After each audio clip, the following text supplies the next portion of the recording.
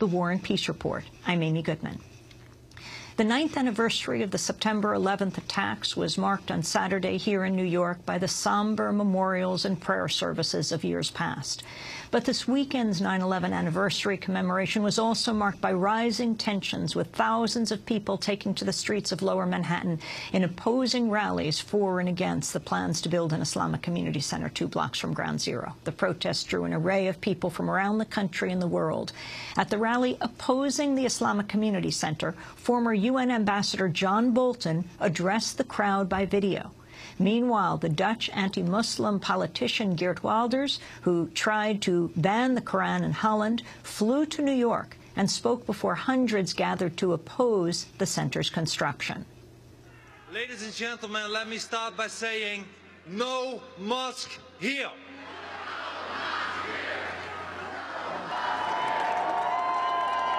It's the cemetery here. This religion wants a little respect from us. They should give us a little respect in return. It's a two-way street. I'm opposed to the establishment of Sharia law, replacing our Constitution. I'm opposed to the Victory Mosque. This is my country. I fought for it. And I think we're attacked, and that's why I'm here.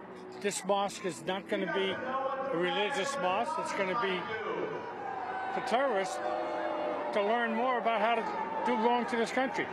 And all I would say, if they want to have a mosque here, we should have a Catholic church in Saudi Arabia. Imam Faisal Raf, when he put the mosque on Ground Zero, he is provoking a response, and he understands what he's getting. But what he doesn't realize is he is awakened a sleeping giant. I think he never heard of Pearl Harbor, but he's going to understand the ramifications of it. We must draw the line so that New York, rooted in Dutch tolerance, will never become new Mecca. Also this weekend, Terry Jones, the Florida pastor who'd announced and then suspended plans to burn copies of the Quran, arrived in New York Friday seeking a meeting with Faisal Abdul-Rauf, the imam behind the proposed Muslim center. While he did not burn any Qurans, some imitators adopted his idea. Near the White House, 10 members of the anti-abortion group Operation Rescue tore pages from the Quran near Ground Zero. A man burned what appeared to be a page of the Quran. Meanwhile, thousands of supporters of the Islamic Community Center rallied at City Hall Park, 2 blocks from the proposed site. They voiced their support for the center and spoke out against anti-Muslim bigotry. We were all attacked that day, and we all died that day, and we all responded that day. We want justice! We want justice! Say no to hate! Say no to hate! The shrill voices on the other side of this issue of Muslims being equated with terrorism, Islam being equated with terrorism, should not be the only voices heard on this important date of September 11th. We believe in the core values of our democracy: pluralism, freedom of speech, freedom of religion, and you don't have it if all but one religion are welcome 2.5 blocks from Ground Zero. You don't have it if New York is a mosque-free zone. The message that the world should take from this is that despite anybody claiming that America is wrecked with Islamophobia, it isn't. America is full. The majority of the people believe in religious liberty and believe in religious acceptance and inclusion, and that the majority of Americans honor our diversity. That last voice, Minnesota Congressman Keith Ellison, speaking the night before at yet another vigil in support of the mosque, one of the many voices supporting the Park 51 project. I'm joined now by 2 guests who disagree about the proposed construction of the proposed Islamic Center.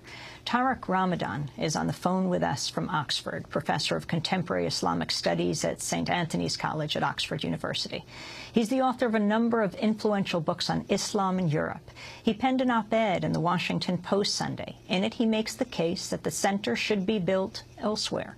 He joins us on the phone from Oxford. Joining us on the phone here in New York is Moustafa Bayoumi, Associate Professor of English at Brooklyn College. He is the author of How Does It Feel to Be a Problem? Being Young and Arab in America, also editor of the new book, Midnight on the Mavi Marmara, The Attack on the Gaza Freedom Flotilla and How It Changed the Course of the Israel-Palestine Conflict. We welcome you both to Democracy Now! Let's go first to Oxford to Professor Ramadan. Why do you feel, and it might surprise many, the op-ed piece that you wrote, that the community center should not be built near Ground Zero? Look, first, of course, I'm aware of all the discussions, and I'm supporting anything which has to do with the rights of Muslims and American Muslims living in the States. I think that this is clear even in the op-ed that I wrote for the Washington Post.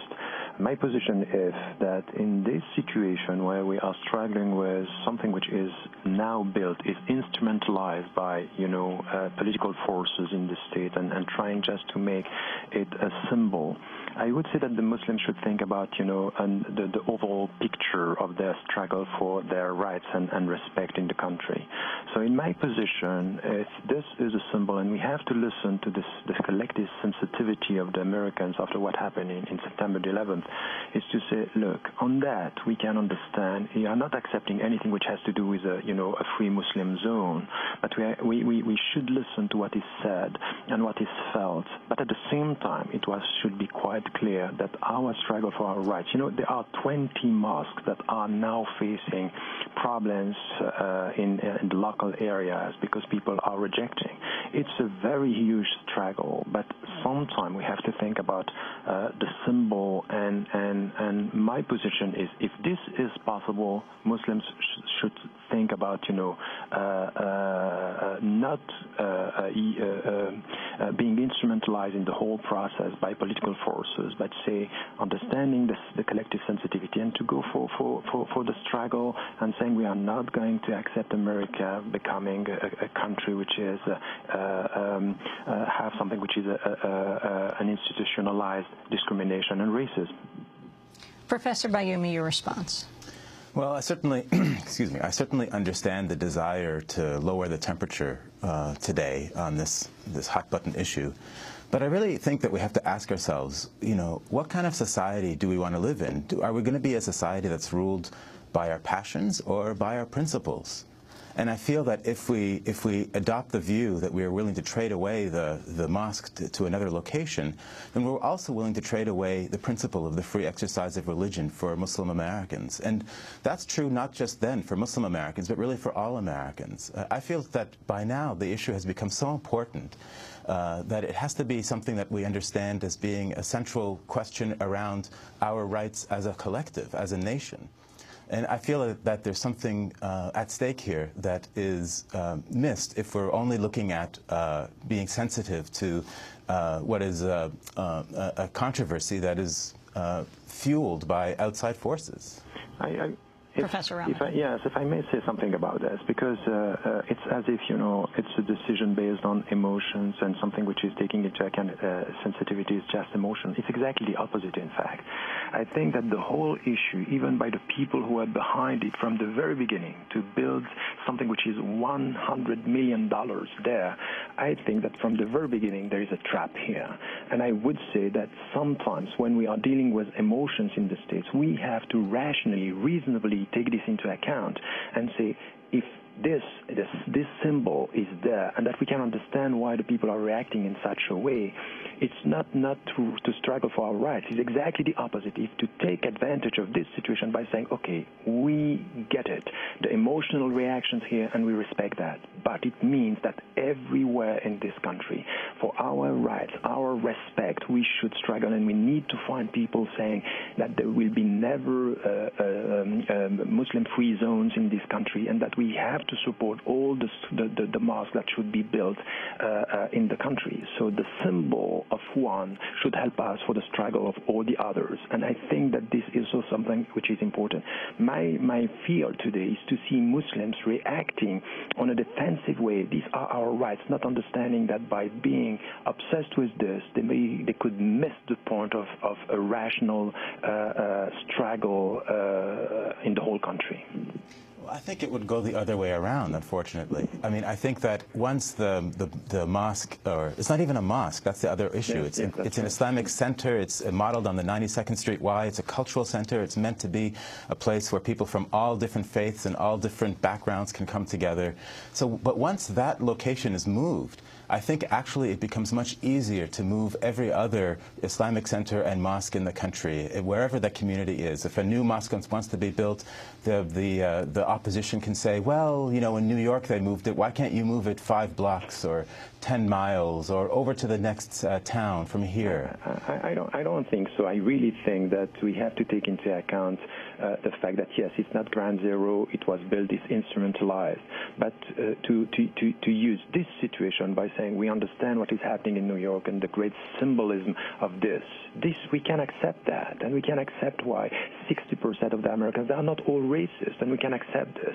But it means at the same time that we are not bound down in any other cases. And this is something that I said in the op-ed, is that if possible, go for this. But I think that today the Muslim